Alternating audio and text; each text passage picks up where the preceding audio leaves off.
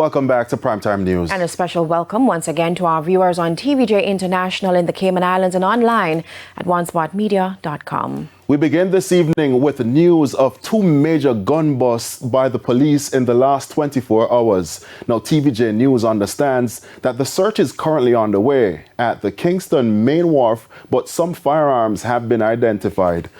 Officials from police, MOCA and customs are involved in the search. Now, yesterday, the police say they, along with the Jamaica Customs Agency and the Firearms and Narcotics Investigation Division, seized at least 30 illegal weapons and over 100 rounds of ammunition. The operation was carried out at a warehouse on Marcus Garvey Drive in Kingston, where a shipment was intercepted by the team. Now, the illegal weapons included 24 pistols and 6 rifles. 32 magazines were also recovered.